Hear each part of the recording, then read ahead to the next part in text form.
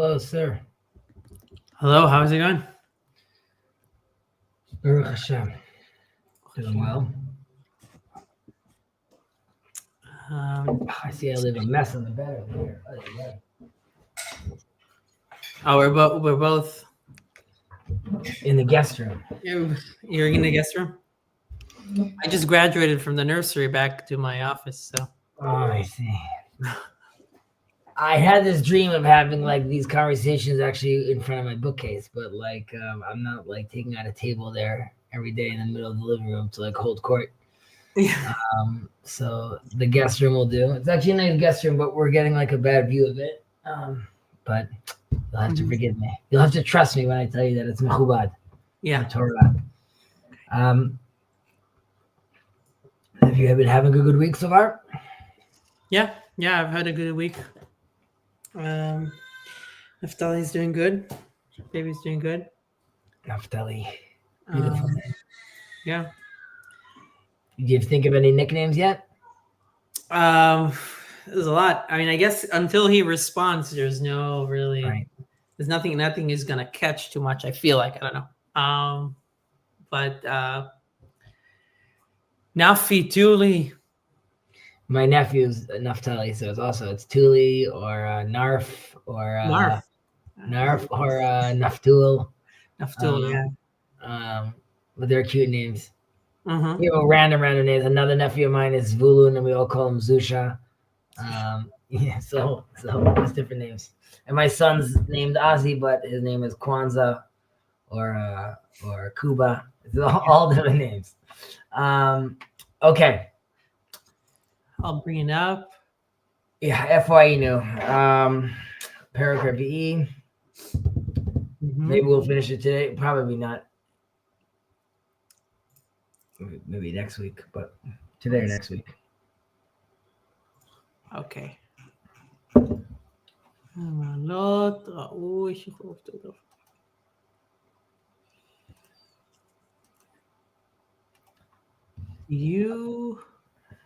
Let me bring this up.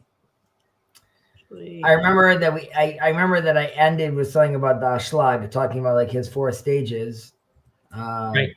Which, connecting to the Rambam, sort of Mm-hmm. going back to finding, find that balance ultimately, right? Achieving the balance is what like we want to get to, like, it's that nuanced approach, and it requires, sometimes leaning towards like a bit to a certain extreme, Mm-hmm. right? I think we ended it on. I don't know if it was 5, but I can take a look quickly.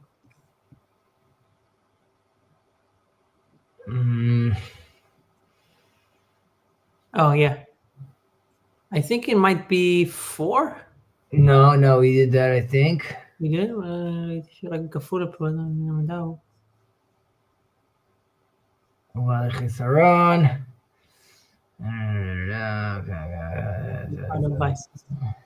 yeah, we did that. Okay, sorry. Yeah, we did this. We spoke about the doctor. We, of course, gave the hot and cold. We spoke about how like even his outdated example is still relevant, right? There's still like a nuance onto it, right? Yeah. And then we said like if we see that he's mefazer, he's doing something, so we're going to ask him to like go on the extreme. This is where like Gilad and I were having our little discussion with regards to, is he saying that he's leading towards, right, like the pendulum swing, I'm leaving towards a certain extreme. We spoke about the exposure therapy, and I was saying it's not bit by bit, but like we literally just immediately go into the elevator and experience that. But we continue going on through this.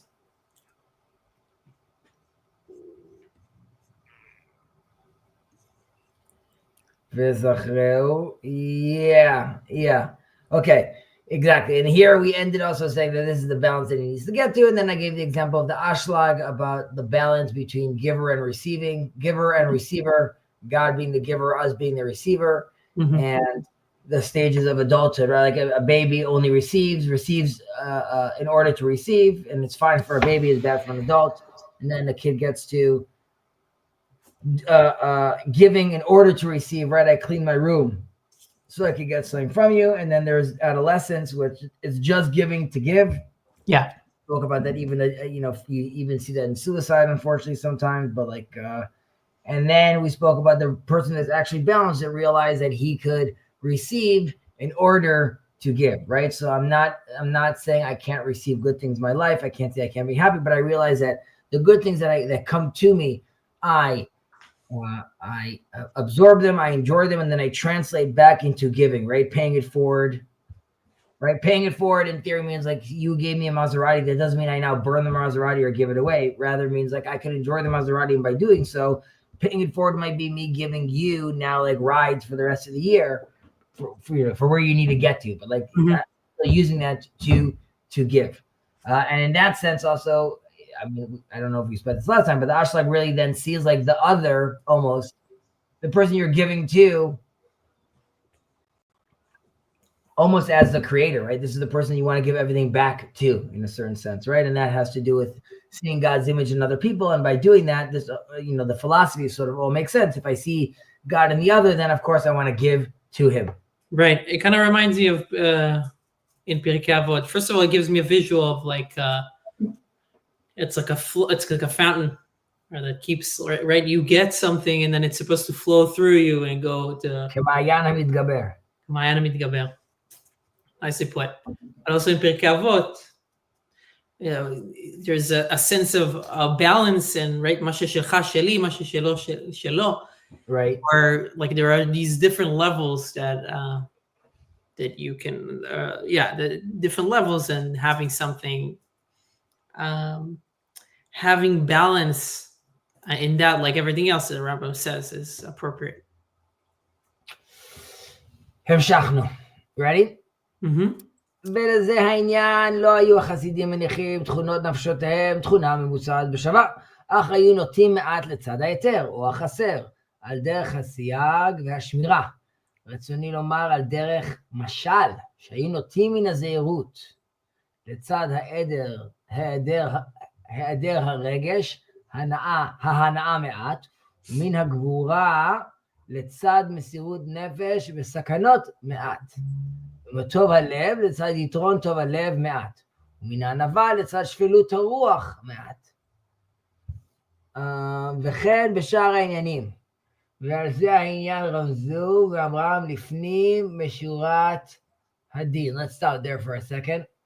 Okay. And that comes into, okay, yeah, so you could take that. On this account, the saintly ones, the Hasidim, were not accustomed to cause their dispositions to maintain an exact balance between the two extremes, but deviated somewhat by way of caution and restraint, now to the side of exaggeration, and now to that of deficiency. Thus, for instance, abstinence would incline to some degree towards excessive denial of all pleasures, valor would approach somewhat towards temerity, generosity to lavishness, modesty to extreme humility, and so forth. This is what the rabbis hinted at in their saying, do more than the strict letter of the law demands. Right, so let's just pause for a second and ask like why the Rambam is saying this, because the Rambam, of course, has to deal with the fact, right, that someone could say like, okay, it's very nice, the balance in the middle of the road. We know the Hasidim, right? We see them, we see how they behave. Right, so he has to discuss that even when this extreme behavior is observed by people, seeing like, the Hasidim, the righteous ones, how do they call them over here? The saintly ones. The saintly ones are these are temporary measures, right? These are just, again, these are aiming to counterbalance an extreme element and to get back into a certain middle path. But for most people, the goal is to live a balanced life all the time. It's really not to resort to these extremes. Rather, these Hasidim are saying like, we are already in a balanced place, and from this balanced place, now we want to even go a little extra. But again, these are for specific people. Just as like historical context, there are some people that argued that in the Talmud, when they talk about some of the Hasidim, they could be referencing people that might have been Essenes and Hasidim, or some sort of like cross-pollination that was going on at the time, but people that were, like we spoke about the self-flagellation and sort of being more these extreme measures. Yeah.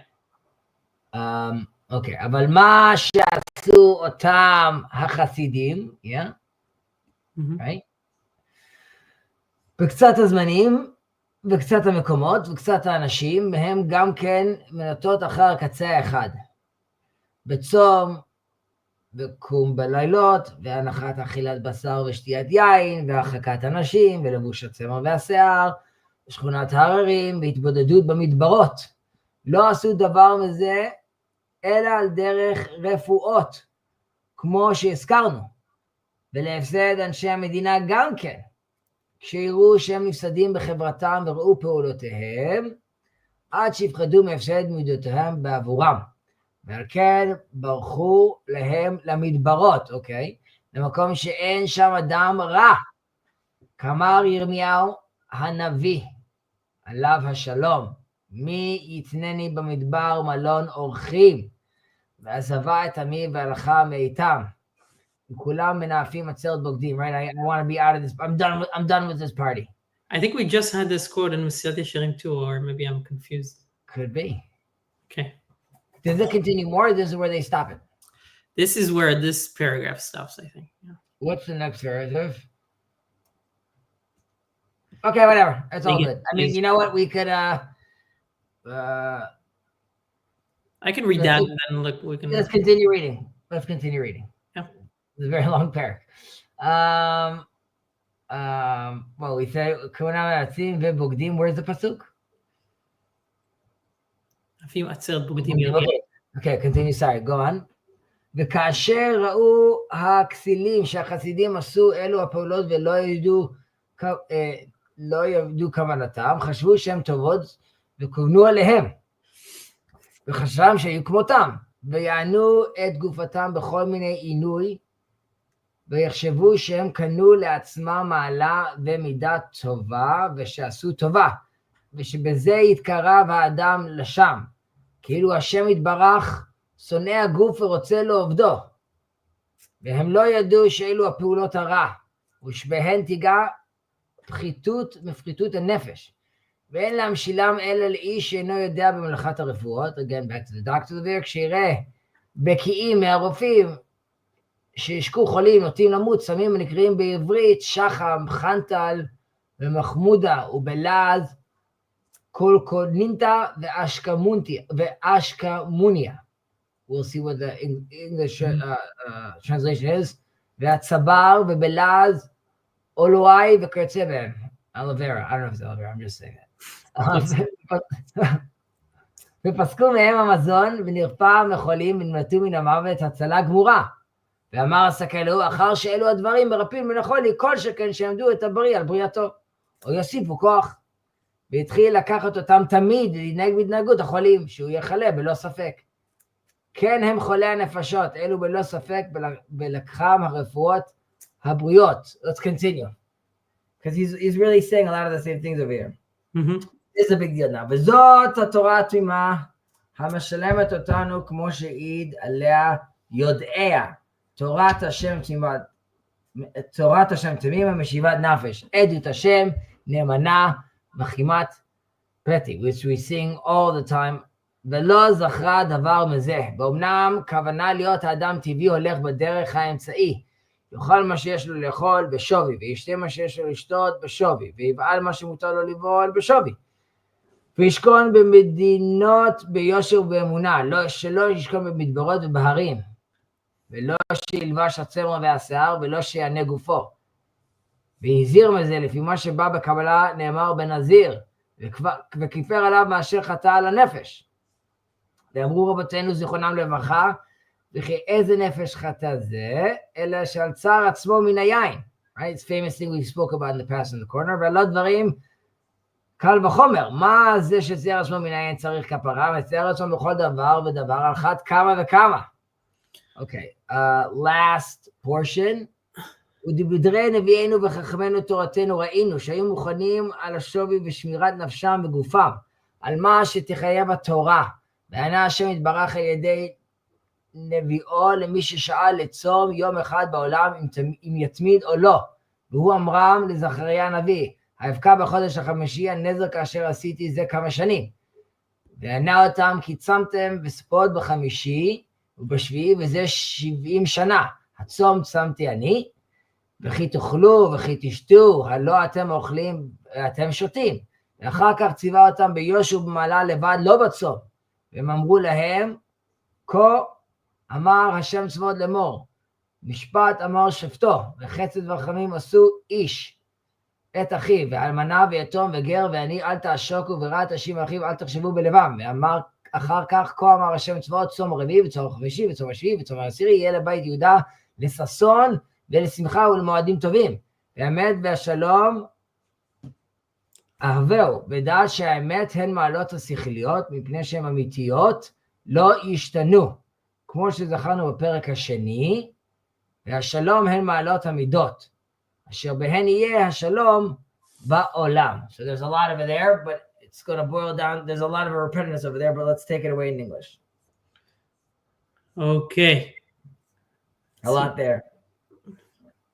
Actually, not so much, but there's a lot there. I think, yeah.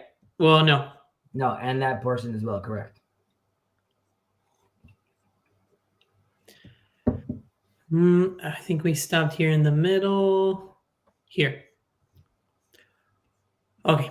When at times some of the pious ones deviated to one extreme by fasting or keeping nightly vigils, refraining from eating meat or drinking wine, renouncing sexual intercourse, clothing themselves in woolen and hairy garments, dwelling in the mountains and wandering about in the wilderness, they did so partly as a means of restoring the health of their souls, as we have explained above, and partly because of the immorality of the townspeople. When the pious saw that they themselves might become contaminated by association with evil men, or by constantly seeing their actions, fearing that their own morals might become corrupt on account of contact with them, they fled to the wilderness far from their society.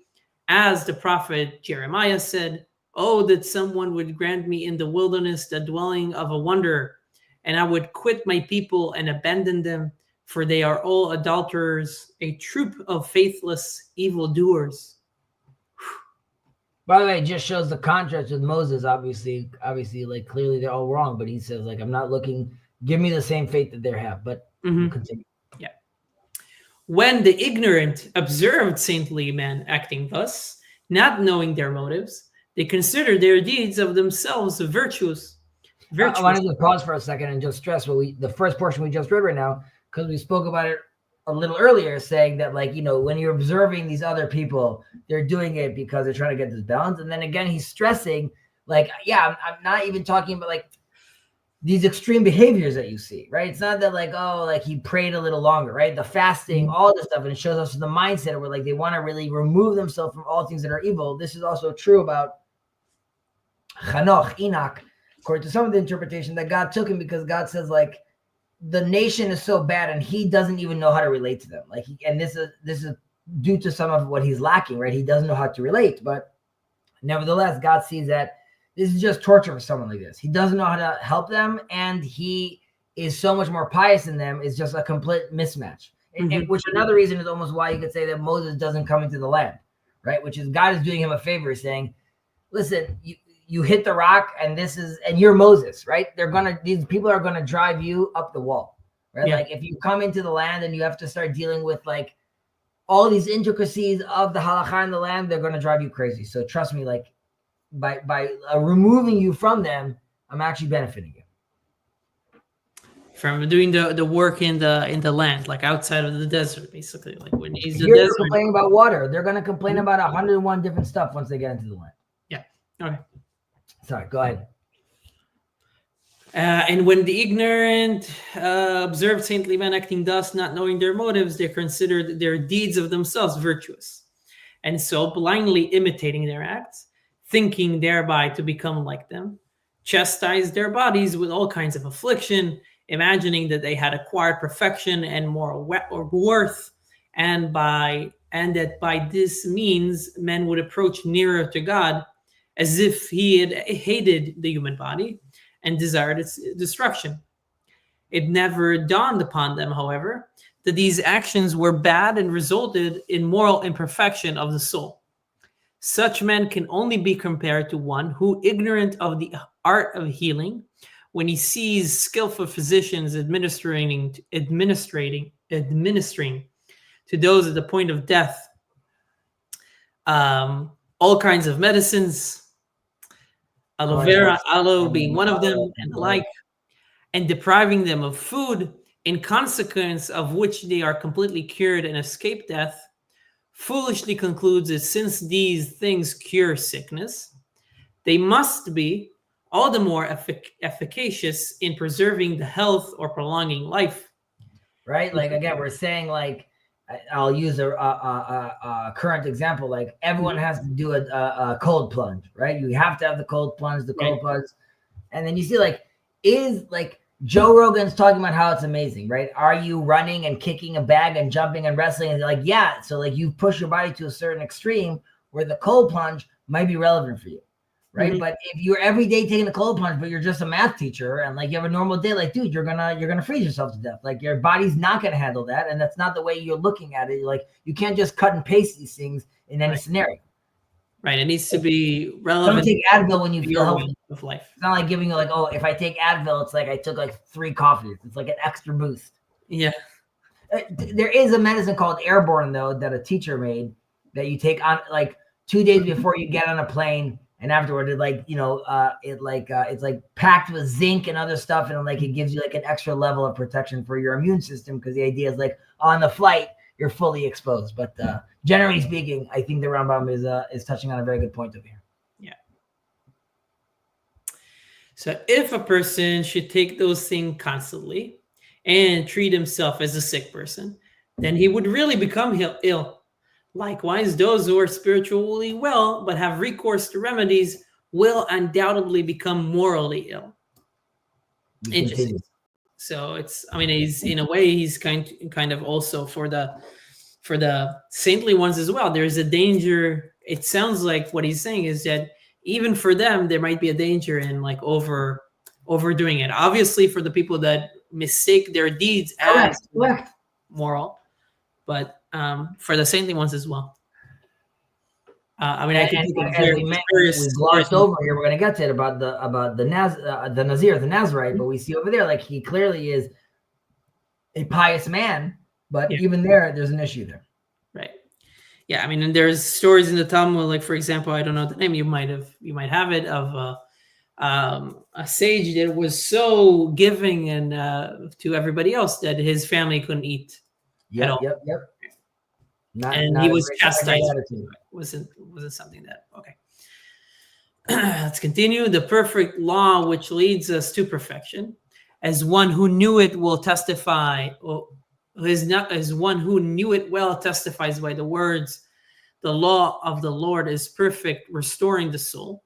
The one who knows it well is referencing David over here, King David, right? We're saying, like, the guy was down with the Torah. He knew what we're talking about. The law of the Lord is perfect, restoring the soul. The testimonies of the Lord are faithful, making wise the simple. Recommends the psalmist recommends none of these things, such as self-torture, flight from society, etc. On the contrary, it aims at men's following the path of moderation, in accordance with the dictates of nature, eating, drinking, enjoying legitimate sexual intercourse, all in moderation, living among people in honesty and uprightness, but not dwelling in the wilderness or in the mountains, or clothing oneself in garments of hair and wool, or afflicting the body. The law even warns us against these practices. If we interpret it according to what tradition tells us is the meaning of the passage concerning the Nazarite. And he, the priest, shall make, or the Kohen, shall make an atonement for him because he hath sinned against the soul. The rabbis ask, against what soul has he sinned? Against his own soul, because he has deprived himself of wine. Is this a wine being indicative? He deprived himself from the gifts God created, right? He deprived himself from the gifts of the world. Right. He took a vow to give away certain things. So they say, is this not, or Rambam says, is this not then a conclusion, kal v'chomer, a minori, a mechus? I don't know how to pronounce this. 1 second. We'll go back to the English for a second.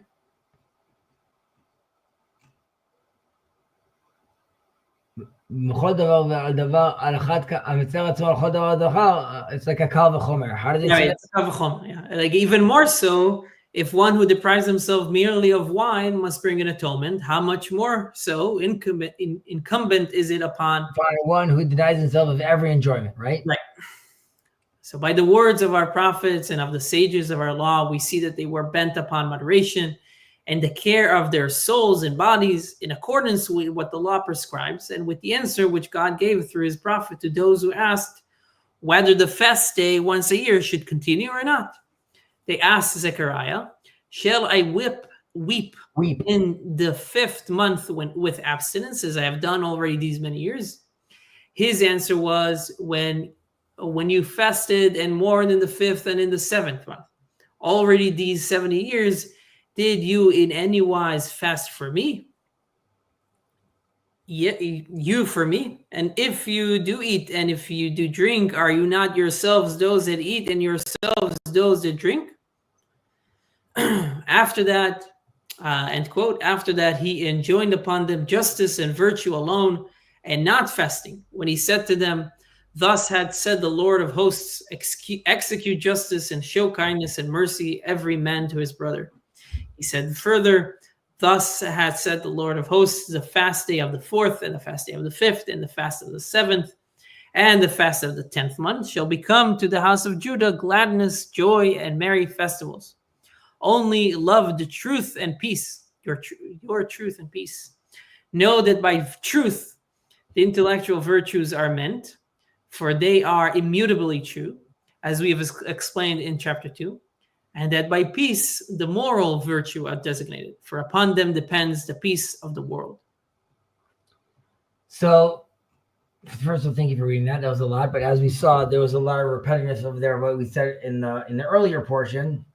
And then here he goes through using the Nazarite example of one denying himself for stuff that while it is something that you can do, right? It's something that exists within the realm of halacha. Nevertheless, you bring a sin sacrifice for that. And then he gave the example of Zechariah of like sort of a culture dealing with the concepts of fasting, right? In a certain sense of saying like, that's our culture. However, Zechariah answers ultimately saying that like these days are supposed to become days of joy, right? It's not that we're there to punish ourselves.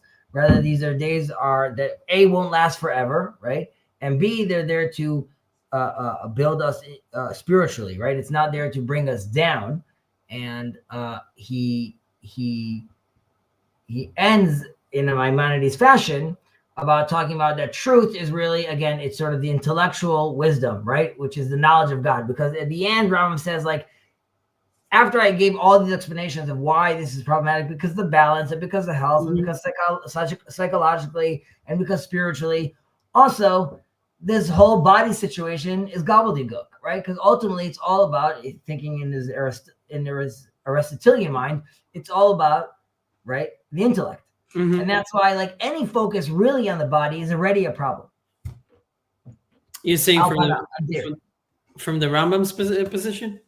Well, look at this last thing he says over here. If you could scroll down. Okay, but it's a little further up. He says, love,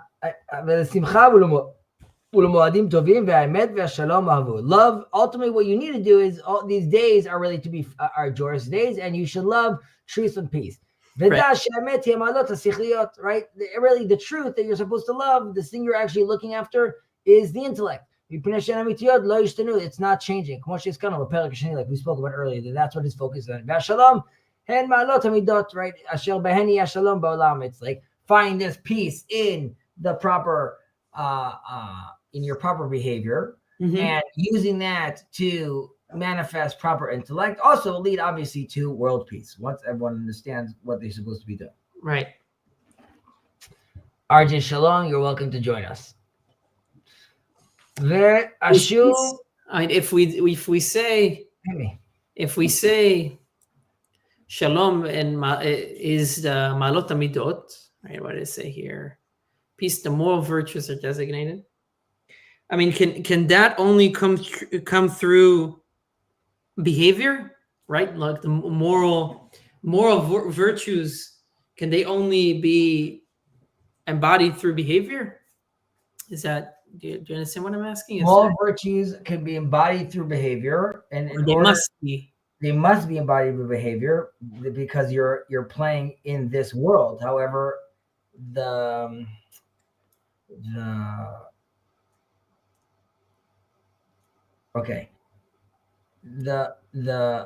program you're running needs to be embodied, obviously, in the body you're in right now on the ground.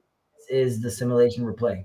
But ultimately, Rambam is saying that like there's only so much you get connected to the simulation. At the end of the day, it's all about the data, and I don't know what the gaming term would be. It's basically like what your character has basically got in his toolkit throughout the whole journey of the thing. Now that's going to happen through embodiment, but what you take from you, right? When I'm going to digitize you to the next level, to the next simulation called the world to come, all I'm keeping from you is what the wisdom and intellect you've gained throughout this process. It's not going to be anymore like you're going to be paladin level 17, but it doesn't matter what kind of size boots you have on, or do you have the gloves of what's it called. It really matters. But isn't what a person is buried with is his mitzvot? And mitzvot they're not necessarily intellectual, right? I mean, they are embodied. They are things that you do with your body in this world. Yes, in order to connect to the intellect, right? In order to fully better, I'm saying, behaving in that matter allows you to be an oriented person. I mean, this is what his whole argument about the mitzvot are already allowing you to. Well, he's going to get there. Shuva l'kavanati, that the Torah is going to allow us to, by acting in these ways and doing these mitzvahs, it naturally orients us properly to be in that place where we're balanced. And by being in that place where we're balanced, then we could properly walk through life and then have that intellectual transcendence. Okay. Interesting, because I mean, I might be misunderstanding this, or maybe it's just a different view. I don't know if it's correct, but the way that Rambam puts it here seems to me more even. If we are allowed to bring any kind of Kabbalah in the Rambam discussion, is like, we brought in Ashlag last week. You can right. The sichliot, the marot sichliot is like the Chabad, right? Like your emet is like connected with Chabad, and the midot, the shalom, the midot themselves is like the emotional, right? Is like the embodied. So he's kind of. It seems to me like the way you were saying it seems like you're saying the emphasis is obviously on the intellectual and like having that, and that is what is eternal and goes with you to the world to come. And I'm sure that's like I'm not saying that's not valid. I'm just saying that to me it also seems like he might be saying like that the intellectual plus the emotional come together. I mean, emet v'shalom represent two sides that you need to bring together. You're bringing up a point over here, which after we read the next part, maybe we'll get into. I think it makes sense over here to bring it up, which is this big dispute between the Rambam, Maimonides, and the Ramban, Nachmanides, with regards to holiness or kedushim to you, specifically the commandment to be holy, for I am holy. But let's read this portion, and then we'll get into that. Maybe that will explain a little bit the tension you're teasing out over here. Let's do it. Where were we? Okay. V'ashuv el kavanati. I'll reiterate what I was saying. She'im yamru. I'm not saying that. The Rambam's saying that. She'im yamru elo hamidamim ba'umot me'anshei toratenu she'eini medaber ela bahem she'em einam osim ma she'osim oto מהטריחות גופתם ופסוק הנאותם, אלא על דרך הלימוד לכוחות הנפש, כדי שיהיו נוטים על הצעד האחר מעט, כפי מה שארנו בזה הפרק, שראוי שיהיה אדם כן, זוהי טעות מהם, כאשר הבאר, וזהו שהתורה לא אסרה מה שאסרה, זה big sentence, ולא ציוותה מה שהיא ציוותה, אל מפני זאת הסיבה. רצוני לומר, כדי שנתרחק מן הצעד האחד יותר לצד ההרגל. שאיסור המאכלות האסורות כולם, ואיסור הבעילות האסורות, והזרה על הקדשה, ומה שהצריך בכתובות האישה וקדושיה, אם כל זה אינה מותרת תמיד, אבל תאסר בעת הנידות והלידה, עם כל זה גזרו רבותינו, זיכרונם לברכה, למעט המשגל ומנעהו ביום, כמו שברנו בסנהדרין, זה כולו. אמנם צווינו השם יתברך להתרחק מקצה רוב התאווה הרחוק גדול, ולצאת מן המוצא אל הצד ההיעדר, הרגשת ההנאה מעט, עד שתתחייב ותתחזק בנפשותנו תכונת הזהירות. Take it away. Okay. But to resume, should those of our co-religionists, and it is of them alone that I speak, who imitate the followers of other religions, maintain that when they torment their bodies and renounce every joy, that they do so merely to discipline the faculties of their souls by inclining somewhat to the one extreme, as is proper, and in accordance with our own recommendations in this chapter.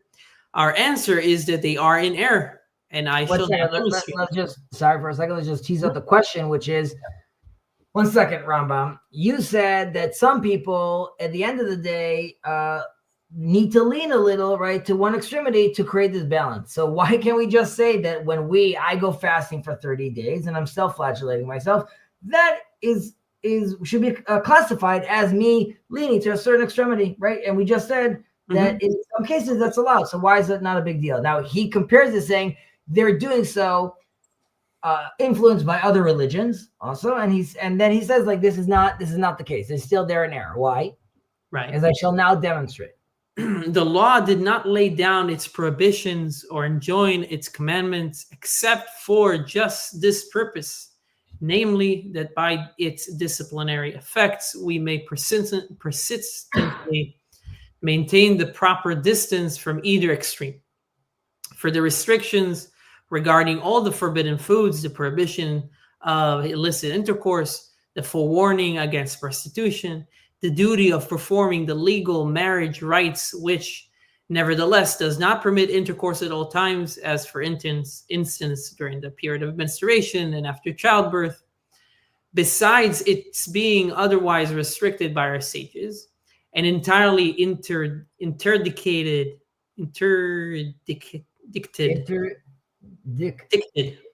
during the daytime, as we have explained in the tractate Sanhedrin. All of this God commanded in order that we should keep entirely distant from the extreme of an inordinate indulgence of the passions, and even departing from the exact medium should incline somewhat towards self-denial, so that there may be firmly rooted in our souls the disposition for moderation. Right. Okay. So we spoke about that question, right? And then he basically gives his answer that it's the Torah commandments themselves are designed really to guide a person naturally towards the right balance, right? Without needing for a self-imposed extremes, which someone can come and say, listen, Rambam, you said that's okay, so I'm doing this. So Rambam says it's novel. It's built in. Correct. It's built into the system. And he's going to give explanations of this, but now this is sort of what we were talking about this idea you were talking about, like, is it a mixture of like the embodied mitzvahs and just the intellect? So what Rambam is also suggesting is by, adhering to the mitzvahs, keeping the mitzvahs, the commandments, a person achieves kedusha, right? And this is reflected in the words we use, right? When we make a bracha, asher kedishanu b'mitzvotav, right? He sanctified us with his commandments. And in this view, holiness it's a byproduct of following the Torah, which is emphasizing really the wisdom and the balance it creates, right? It's about understanding that you need to do this, and by doing this, by taking on these commandments, you are making yourself holy. Now, the Ramban, Nachmanides, on the other hand, he really looks at Kedoshim to you as it's really a distinct directive, right? He's saying that we spoke about this before about Naval, about it's connected to being Naval B'Shut Torah, right? Which is it's like a scoundrel within like the permissions of the Torah, right? I'm trying to indulge in things that are technically permissible but are morally questionable, right? So I'm pushing my edges over there. And this view really, he's highlighting that the focus is on the physical restraint going beyond the basic commandments. Right. So he's going to say that like, no, it's a physical thing that by doing this, I rectify the body. And by rectify the body, I now become holy. And my mind is looking at it from a different point of view, right? He's starting is going to be bottom down, right? My wisdom is going to realize that, and by there, I'm going to understand that I need to keep these commandments. So like really this distinction or like this tension that you're talking about is really how they even perceive holiness, right? Yeah. So Maimonides, the Rambam's emphasis on wisdom, it was balanced through the commandments, while the Ramban really stresses the active effort to avoid access, even if it's permissible, right? Naval B'Shut Torah, because only that way I can rectify the body. Interesting. Hemshachnu. Now he's going to give us examples of, I believe, of all these things where we see the Torah is actually acting as these counterbalances.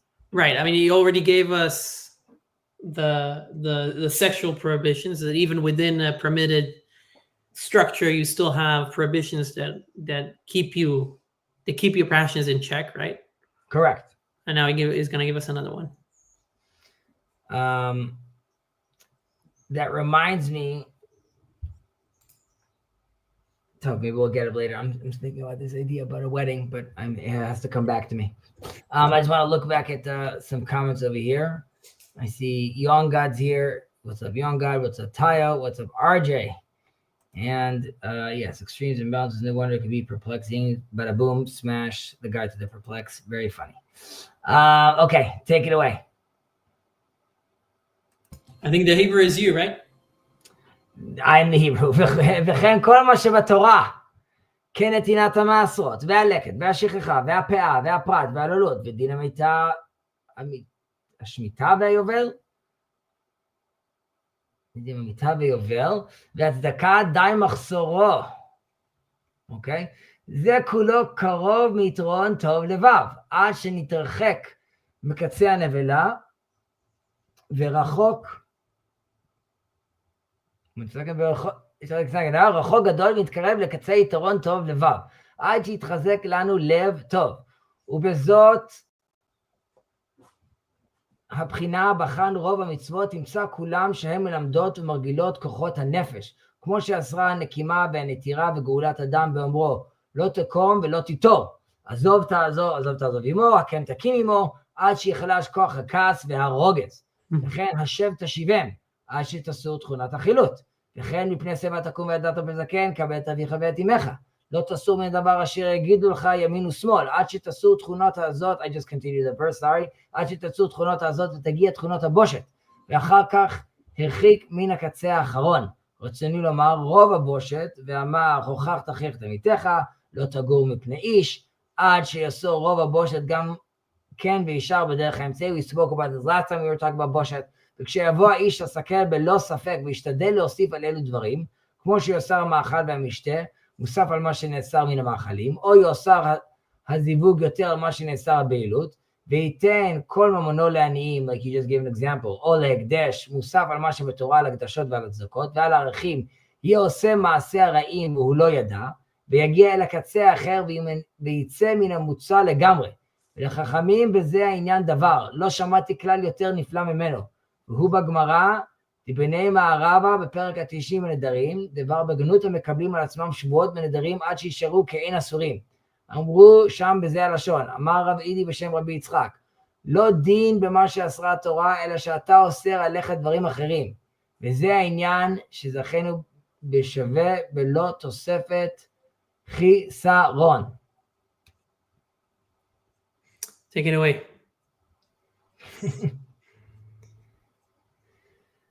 Go for it. Okay.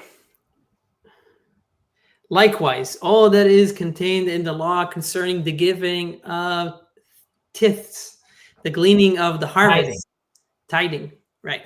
The gleaning of the harvest is very difficult for a non-English speaker. The gleaning of the harvest, the forgotten sheaves, the single grapes, and the small bunches in the vineyards for the poor, the law of the sabbatical year and of the Jubilee, the giving of charity, according to the wants of the needy one, all these approach the extreme of lavishness to be practiced in order that we may depart far from its opposite, stinginess, and thus nearing the extreme of excessive prodigality. there may become instilled in us the quality of generosity. If you should test most of the commandments from this point of view, you would find that they are all for the discipline and guidance of the faculties of the soul. Thus, the law forbids revenge, or the bearing of a grudge, and the blood revenge by saying, "Thou shalt not avenge nor bear any grudge," or "Thou shalt surely unload with him the donkey of the one that hates you. Thou shalt surely help him to lift them up again. The donkey or the ox of which of the person that was falling up by the way." These commandments are intended to weaken the force of wrath or anger.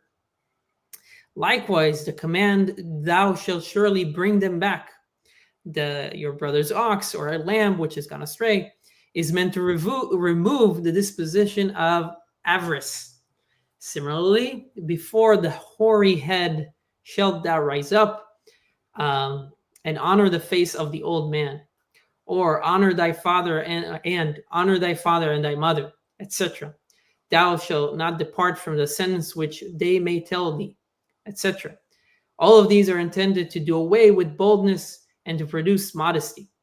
Then, in order to keep away from the other extreme, i.e., of excessive bashfulness, we are told, "Thou shalt indeed rebuke thy neighbor," etc. "Thou shalt not fear him," the false prophet, etc. So that excessive bashfulness too should disappear, in order that we pursue the medium course. Should, however, anyone who would without doubt be foolish if he did so try to enforce these commands with additional rigor, as for instance by prohibiting eating and drinking more than does the law, or by restricting connubial intercourse to a greater degree, or by distributing all of his money among the poor, or using it for sacred purposes more freely than the law requires, or by spending it entirely upon sacred objects and upon the sanctuary, he would indeed be performing improper acts and would be unconsciously going to either one or the other extreme, thus forsaking completely the proper meaning. In this connection, I've never heard a more remarkable saying than that of the rabbis, found in the Palestinian or Yerushalmi Talmud, in the 9th chapter of the treatise Nedarim, where they greatly blame those who bind themselves by oaths and vows, in consequence of which they are fettered like prisoners. The exact words they use are, "Said Rabbi Edi in the name of Rabbi Isaac, dost thou not think that what the law prohibits us is sufficient for us, that you take these upon yourself, these additional prohibitions?"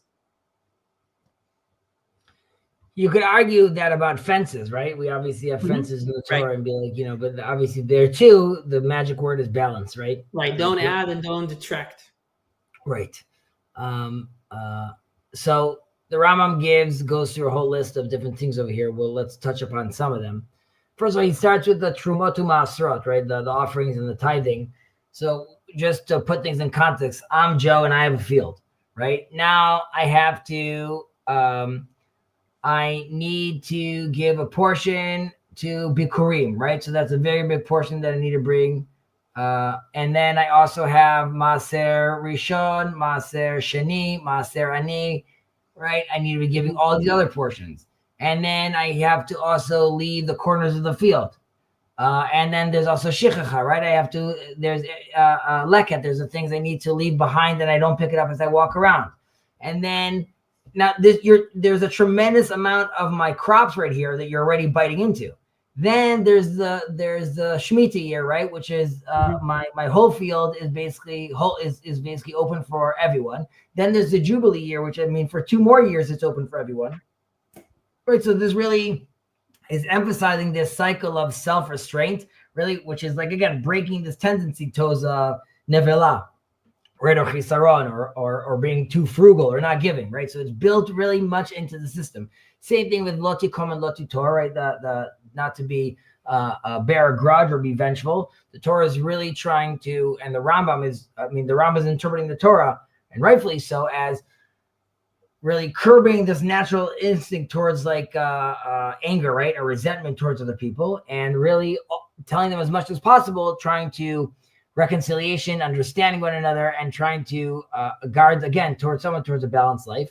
We also see it, which is more interesting, which is Geulat Adam, right? Like Goel Adam, or what do they call it in English over here? The Goel Adam, which would be like it's not like an honor death, but you kill someone. Blood.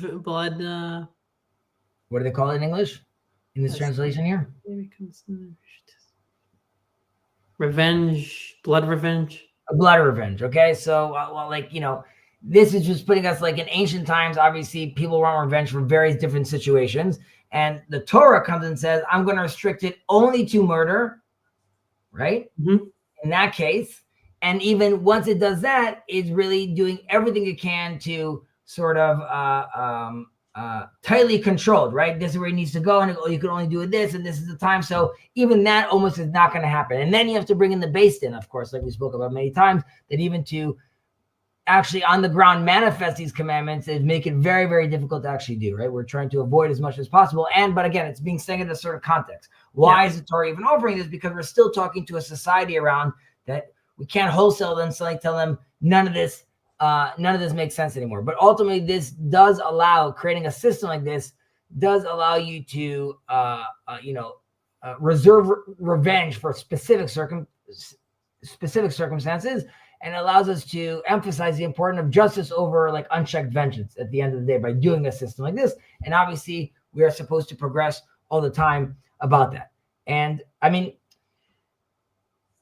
to anyone listening to this who wants to challenge us, obviously, right, we do know that like God tells Moses to seek vengeance against the Midianites, right? So we just said no vengeance, and now obviously the Torah is giving a vengeance. And apropos where we are right now in Israel currently, that's a big question about like our war, right? Like is there's vengefulness and there's vengeance, right? So I would say that the directive, the commandment that Moses is getting in certain cases is really, there needs to be a strong response to uphold justice and moral order, right? So the argument would be that when a nation's moral fabric is really under threat, then you need, like when the Midianites try to drag Israel into a fight and drag them into prostitution and idol worship, right? So this is also referenced in the Rambam himself in the Moreh, in the Guide to the Perplexed, where he states that showing mercy for the wicked ultimately could be harmful for the greater good, right? And this is really stressing the fact that vengeance, when commanded in the Torah, is about restoring a balance and protecting community values. It's not about getting back at someone. Rather, it says, like, if we don't stop these people right now, it's going to lead to further degradation in the moral fabric of society. I would also mention over here, just because if we're looking at vengeance, we also have to look at also hate in a certain sense. And he gives a verse over here about Tireh Hamor Sonecha Rovetz, right? You see the donkey of someone you hate falling under the weight of his carry-on, you're going to. But then we should really ask, who is this enemy that I'm supposedly hating? Because we just said earlier that like this is something that I'm trying to obviously avoid. So here, we spoke about it a few portions ago. It's a great emphasis of this is how hate is viewed in the Torah is not as the way we see it today is like absolute rejection of someone else. Rather, it is like we spoke about evil, it's love on a spectrum, right? It means like I love you less. Now we could see this in, I don't remember the exact verse, but it talks about how Jacob loved, he loved Jacob, Jacob loved Rachel more than Leah. And then the next verse, it says, Vayireh Hashem et Leah kesnua. God saw that Leah was hated, which means we know that Jacob still loves her. He just loves her less than Rachel. And that loving less is already considered hate. But again, that's not a rejection. That's just a lesser love. And we could even see this in the commandment of the V'ahavta l'reacha kamocha, right? That you could ask, like, listen, we know human psychology. I can't help but hate this person. The Torah comes and tells you, no, you could control love. The tools you need to do that, we speak about this all the time, ladun lekavschut, right? I need to be able to exercise. I'm going to force myself to sort of love you. And we even see this in this from the pasuk, v'ahavta l'reacha kamocha, love thy neighbor as yourself. We also learned from this that the Sanhedrin would give you a honorable killing, which means there's a difference between loving and not showing mercy. Right? I could decide that you now, because of what you did, I can't show you mercy and you need to be put to death. However, that doesn't mean that the death needs to be disrespectful, right? Or we see a great example of this with the malkut, with the lashes. If I start lashing someone because transgression, and then he starts to urinate or throw up, we stop. Because we're not here to punish you necessarily. It's out of love that we're here to sort of educate and rebuke. We're not here to dishonor you. So if you're going to start losing control over your bodily fluids, we're going to stop until you gain control again, because it's not here to stress this kind of dishonor. And the only reason I mention this is because this relates to hate, and this relates also to vengefulness that the Rambam is talking about over here as well. But these sound like there are extreme measures that are meted out at times that necessitate them. Correct. Yeah, right. Just like that. For the individual, we was talking about the saintly person that needs to remove himself from society. That is also an extreme measure. That is not like you don't just. Malkot, you don't just flail people, or I forget how do you say that? Lash them for anything, right? It's an extreme measure that is done at an appropriate time. Correct, and when done so respectfully and appropriately. Mm-hmm. Then he also speaks about honoring one's parents. Here too, we obviously could ask, isn't that sort of obvious about loving one's mother and father? There's a Buddhist, it's called the Edicts of Ashoka. The reason I'm thinking about this recently is because my son was talking about this Star Wars movie called Ashoka. There's a character called Ashoka. So in the Edicts of Ashoka, this is during the Second Temple, I believe the Second Temple, and he becomes a Buddhist, and he writes all these edicts that you could find them all over Pakistan and all over walls. They're still here. And he says, like, in the past, a lot of his edicts are sort of like, people used to not do this, now we're going to do this. But he talks about how people didn't honor parents and teachers. So it was a novel thing that the Torah comes and says that you need to honor these people, right? Obviously, psychologically, we also know about this big tension between parents and children. So this too is like, we're being told over here to try to control these emotions that we have and realize that we have to create, obviously, this balance. I'll just end this portion by saying, it's 5:58, that Rambam also does stress, though, in other places that you still do, and this goes back to the giving and the receiving, you still need to enjoy your reality over here and the simulation over here, if as far as how it's embodied, right? He gives an example in Hanagata Briut. He talks about how you need to play music that's uplifting, and you need to laugh with your friends. And if there's someone sick, you have to tell them good stories to lift, so he's obviously aware that there's bodily things that we're supposed to enjoy. The Shabbat, obviously. You and I learned in Pirkei Avot, right? That in Pirkei Avot, chapter 6, about Pato Melech Tochel V'Mayim B'Mesurat Tishteh, right? That you need to be eating bread, and if you need to lie down on the floor, if you don't have a bed, you're gonna lie down on the floor. But we have to realize that there we could ask, like, aren't we talking about like it's self-deprecating, and I'm hurting myself? That's just talking about how the ideal is Torah, and we'll do anything to learn Torah, but not that the sacrifice is the ideal, right? The Torah doesn't idealize suffering. We're just saying that can happen. Right. You just need to know what works for you, and will get you to that point to get closer to God and to do all those things, or to improve your faculties. Like, what do you need to do that, right? I mean, I think in the Tanya I just read recently, it relates about, I think it was Rava that said that I need paraphrasing, but I need steak and wine to get me ready for learning Right. Torah, right? And that was Rava. That was like a big sage that was right. This is what he needed, and he needed that, and he had that, and then he went on, and he was a great person, right? So you need to know, just like you said, right? You need to know, are you sacrificing too much? Are you right on one side, or are you indulging yourself too much on the other side? Where can you get to that point that really gets you to be the best at improving yourself, your faculties, and Right. what the If you Rambam look at talks if you look at there's Yom Kippur, right? So you could argue like, look, you're fasting, right? But here again, the fast is not a punishment; rather, it's there to cleanse the mind, right? This is also why after the fast you have a Seudat Mitzvah, right? It's a commanded celebration, and it's if it was just eating because you now could eat, the fast is over, there wouldn't be a commandment for a celebration. Rather, now that I'm holy, I could eat, and so we want you to eat from this sanctified, cleansed place. Right. I mean, mistakenly, people think that Yom Kippur is the most holy day. Mm-hmm. Really, Simchat Torah is the holiest day, and the reason is because all the other holidays have restrictions, right? Like on Pesach, I'm eating, but I can't have bread, and on Sukkot, I could eat whatever I want, but I can't be in the house. And on Rosh Hashanah, I could eat, but I'm terrified of Judgment Day. On Simchat Torah, it's just a day where I could fully enjoy pleasure.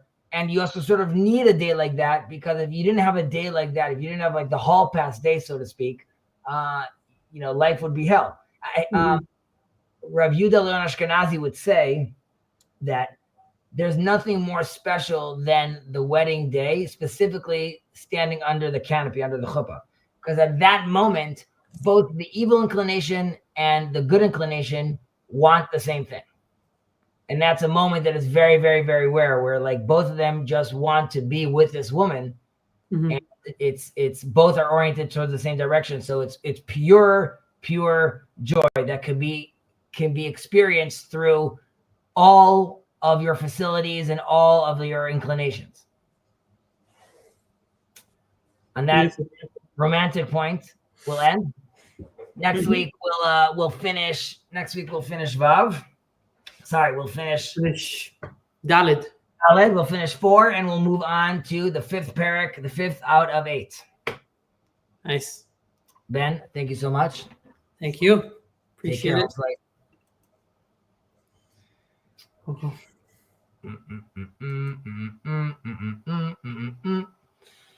I'm going to hang for another minute. If anyone wants to join on, complain, get mad, challenge, yell, scream.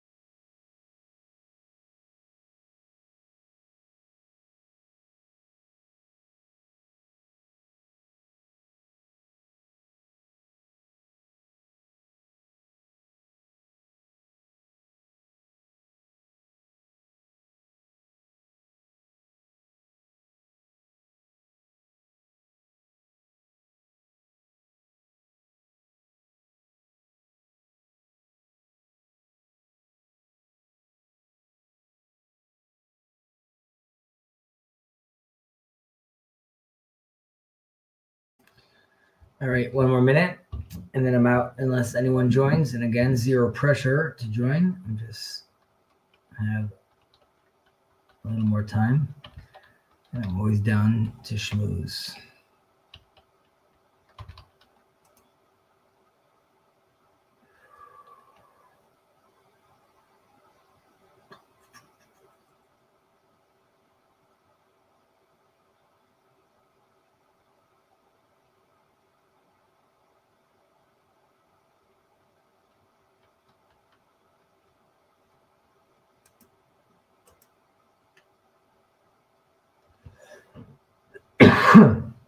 All right. Catch you kids later.